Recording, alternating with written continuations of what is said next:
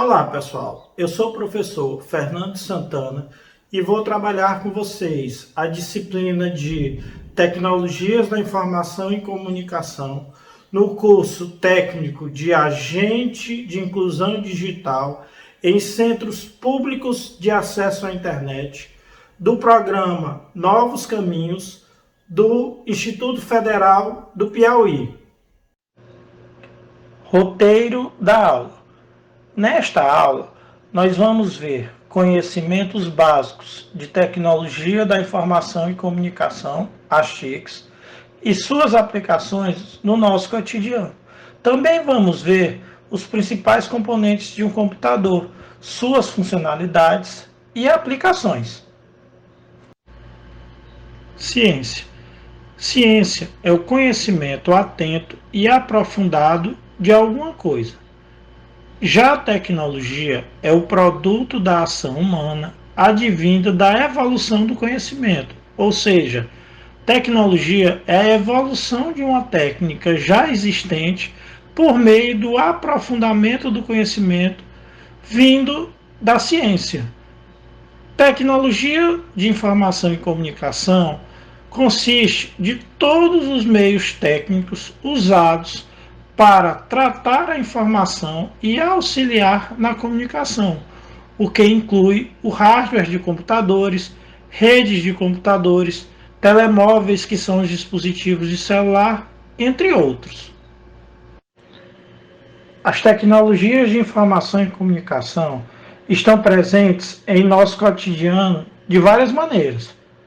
Entre as TICs mais utilizadas atualmente estão as redes sociais, como por exemplo o WhatsApp e o Instagram, e plataformas de ensino-aprendizagem, como por exemplo o Moodle, que é a tecnologia que nós estamos utilizando no nosso curso.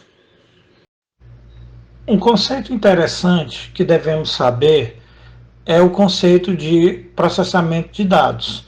Então, um dispositivo capaz de realizar processamento de dados é um dispositivo capaz de receber informações de entrada, realizar um determinado processamento sobre essas informações que foram passadas para ele e devolver ao usuário dados processados, ou seja, uma saída ou uma informação útil. Esse conceito é super interessante para entendermos o funcionamento do computador, que é o próximo conceito. Computador. Computador é todo dispositivo eletrônico capaz de realizar processamento de dados, ou seja, receber uma informação, processar essa informação e devolver ao usuário uma informação que lhe seja útil. Existem vários exemplos atualmente de computador. O famoso computador de mesa, está aí uma imagem para vocês à esquerda, um computador de mesa. O notebook, que hoje é muito utilizado, ao centro. E do lado direito, um celular. Professor, o celular pode ser considerado um computador? É claro, os celulares modernos, eles fazem praticamente tudo que um computador de mesa ou um notebook faz. Você consegue visualizar vídeos, você consegue acessar a internet, você consegue editar textos, planilhas, até fazer uma videoaula como essa num dispositivo móvel como um celular, é possível fazer. Então, o celular pode sim ser considerado um computador. Para o computador funcionar, são necessárias três partes fundamentais. São elas: hardware, software e people. Hardware são os componentes físicos do computador. Como o termo em inglês diz, hard significa duro, ware significa parte. Então, hardware significa parte dura ou parte física do computador. Exemplos de hardware são o monitor, o teclado, as placas internas do computador, o próprio dispositivo celular, dispositivo físico do celular.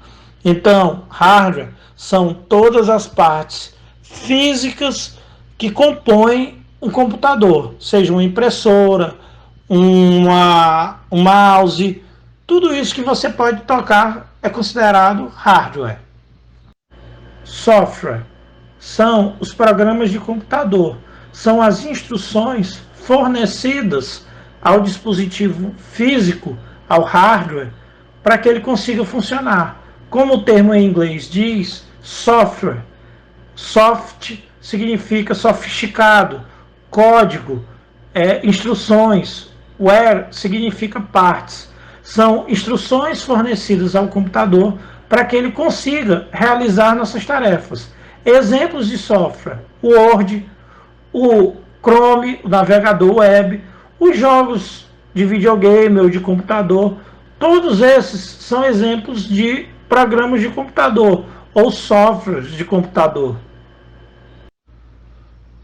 Junto com o conceito de software, é interessante que você saiba o que é linguagem de programação, que é uma técnica utilizada para escrever os programas de computador. Existem várias linguagens de programação, entre elas o Java, o Python e o PHP. Cada linguagem dessa pode ser utilizada para desenvolver vários tipos de programas de computador, entre eles editores de texto, aplicativos para celular, jogos de computador e vários outros tipos de software para computador e para dispositivos móveis. People são os usuários do computador, as pessoas que utilizam o computador, desde tarefas mais simples a tarefas mais complexas, como, por exemplo, acessar uma página da internet, digitar um texto, preparar uma planilha eletrônica, criar um novo programa de computador, programar um robô. Tudo isso são necessidades das pessoas que utilizam os computadores. O termo em inglês peopleware significa people, significa pessoa, ware significa parte. Então, peopleware significa parte humana, os usuários do computador. Agora, nós vamos conhecer o computador por dentro, quais são suas principais partes e o que é preciso, no mínimo, para que o computador funcione. Principais componentes do computador. Todo computador, para que seja um computador, ele precisa essencialmente de 4 partes principais. São elas: o processador, a memória principal, a memória de armazenamento e os periféricos de entrada e saída. Processador é o cérebro do computador, onde todas as informações são processadas. É o processador que controla todo o hardware. Existem no mercado vários tipos de processadores, desde processadores com baixa capacidade de processamento até processadores com alta capacidade de processamento. Existem computadores que possuem processadores mais simples, capazes de realizar atividades simples do dia a dia, como, por exemplo, editar um texto. Já para atividades de processamento de imagem, edição de vídeos, entre outras tarefas mais robustas, você precisa de um processador mais robusto. Memória principal, também conhecida como memória RAM. RAM significa Random Access Memory, ou memória de acesso aleatório.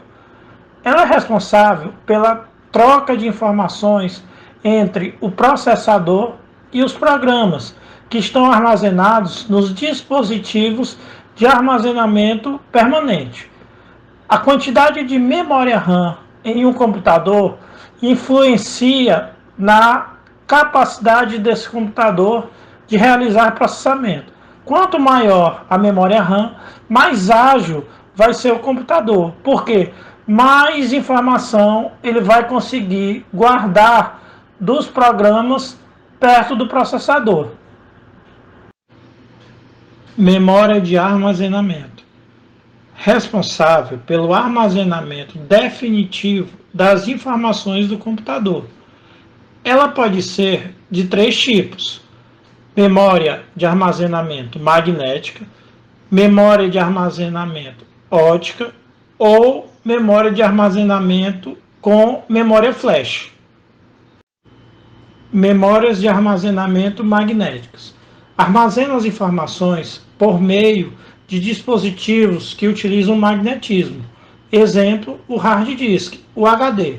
O HD é um componente que nem sempre está visível aos nossos olhos, porque ele fica dentro do computador. Atualmente existem os HDs externos, que você pode conectar ao computador por meio de uma ligação USB. Memórias de armazenamento óticas. Armazena as informações por meio de dispositivos que utilizam reflexo luminoso.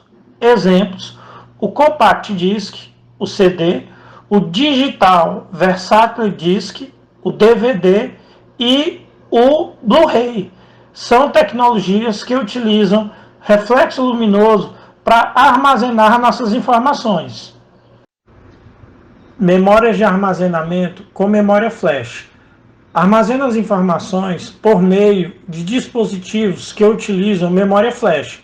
Essa memória flash é a mesma memória utilizada na memória RAM, porém, na memória RAM a informação não fica guardada permanentemente. Já aqui no pendrive e no cartão de memória, essa informação fica sim armazenada permanentemente.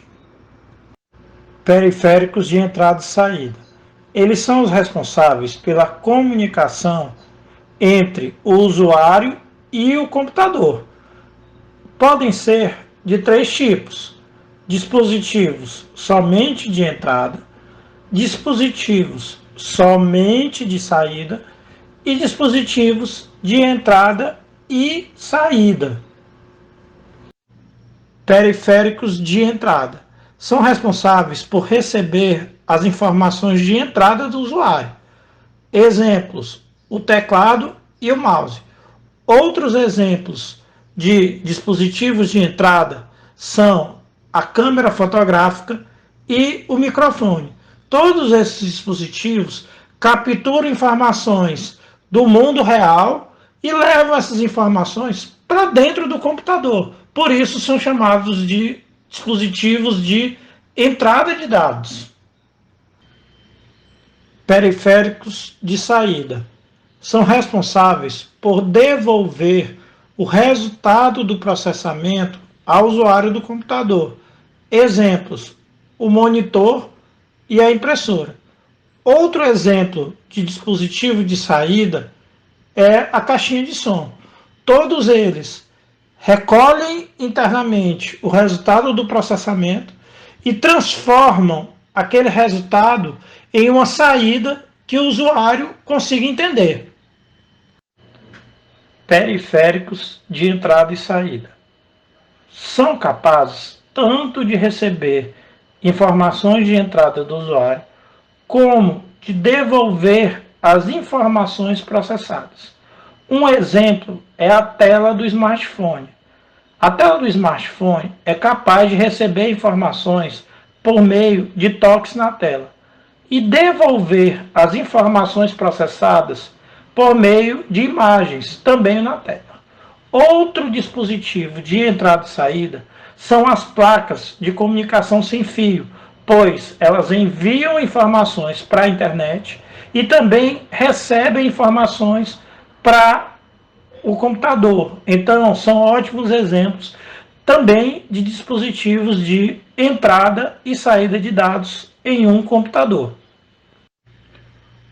Como referência para o conteúdo apresentado nessa videoaula, eu usei o livro Introdução à Computação, do autor Carlos Bernardes Rosa Júnior.